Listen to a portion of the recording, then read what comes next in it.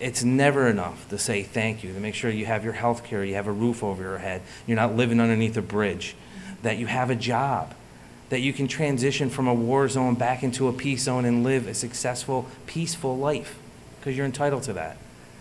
And I have certain people say, well, you're doing way too much for veterans. I get it, you're a veteran yourself. It's not because I'm a veteran. It's about the people sitting to the side of me, the four of them, and watching a guy like Joe Policino, who did his service in Vietnam, served his country, but has come back with an extraordinary amount of men and women for this Vietnam memorial, watching his passion when he was the director of veterans. He inspired me. You know, he made me sit there and say, we have to do more for veterans. World War II, everyone felt the war. Everyone, there's rations, there's, war bonds, people promoting it. You don't feel this war. People are like, what, we've been at war for 12 years? They don't realize it because they go on with their daily lives. But they should take a moment of their time and sit back and thank a veteran for what they did for this country.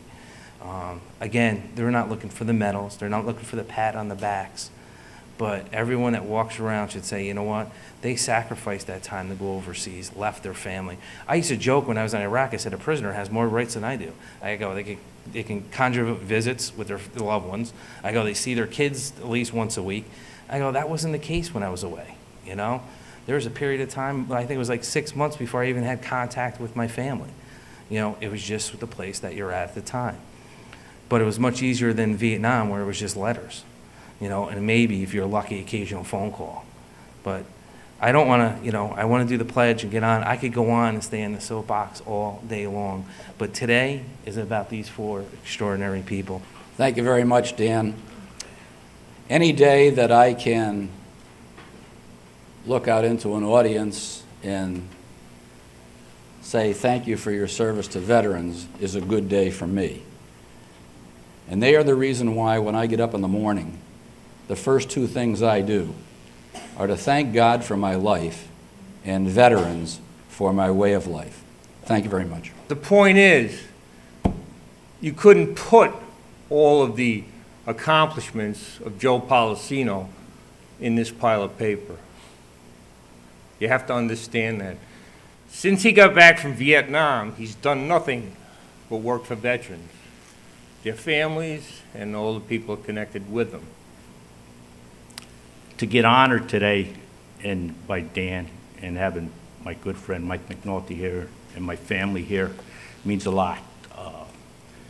Dan has done a lot for veterans since he's been in office. I know he got me to come back to work. When I came back, we had a lot of work to get that Veterans Bureau back the way it was. Really want to thank Dan. I want to thank whoever nominated me. I really appreciate it, and I hope to be around a long time to get that memorial done. To all those individuals being recognized today, to Lillian, to Arnold, to Larry, and of course to my friend Joe, thank you for your dedication, but more importantly, thank you for being the role models. We're pleased to honor Larry for his service to his country and work in the community over the years. He most recently served as a Veterans Independent Living Coordinator with the Albany Housing Coalition, where he helped veterans access the services they needed. I am very thankful to be given this recognition for both my military service and my community service. It was all good because of the government that helped me out. And I took my education very seriously. And from there, I can go on and on. I got a job working as a fireman in the beginning with Conrail. And they sent me to locomotive engineer school. So I graduated from engineer school, New Haven. And I was an engineer running freight trains. And then I transferred from there to Amtrak, and I ran passenger trains. Gentlemen, thank you, County Executive. Ladies and gentlemen, this is truly an honor. Arnold Townsend served in the United States Marine Corps from 1940 to 46, transferred to the Marine Corps Reserves in 46, and then joined the Marine Corps League in 1950. He currently serves as the Judge Advocate of the Captain William Dale O'Brien Marine Corps League Detachment. In 2005, he received his discharge from the Marine Corps, giving him 65 years as an active or reserve Marine. And I spoke with him a while ago. and he affectionately calls himself the oldest captain in the Marine Corps. I'm honored to be here, and I also would like to honor a member of my family. I have no brothers. I had one first cousin, and I have his Purple Heart here. I've kept this all these years, and I intend to keep it as long as I can. I joined the Marine Corps, as you heard, in 1940, and I was sent to Parris Island. Right after Parris Island, we went to Cuba for assignment, expedition. Now, the reason we did that was that I don't know whether many of you remember or have ever heard of. There was a lot of action along the Atlantic coast and in the Caribbean area. We were covered by a lot of German submarines. Germany had the biggest submarine fleet in the world at that time, and they were all over the east coast of the United States and the Caribbean area.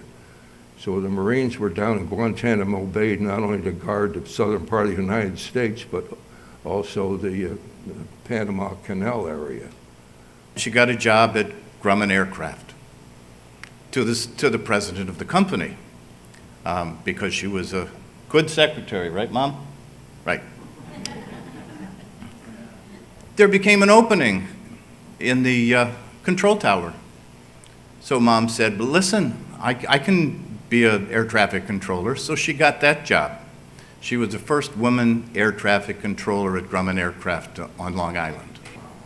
So in 1943, most of our men pilots were either training other pilots or they were in the war.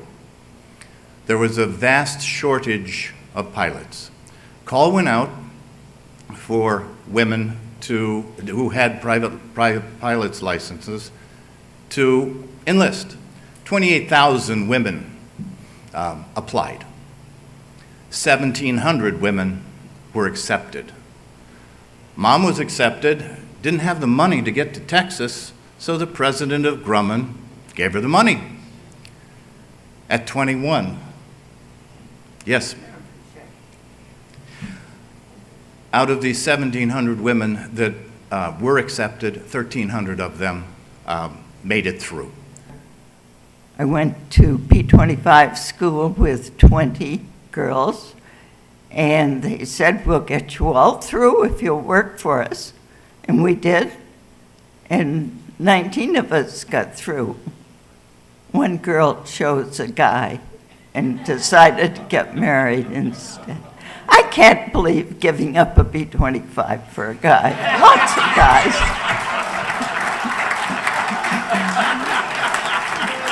No. I do want to thank everyone here who came to participate in this. And Mr. DeSorbo, I think we got two great candidates to go to D.C., see the World War II Memorial, just a little hint there. But for ordinary people that lived extraordinary lives. And that's what this is about, recognizing them for everything they do. So I want to say to the four of you again one more time, thank you.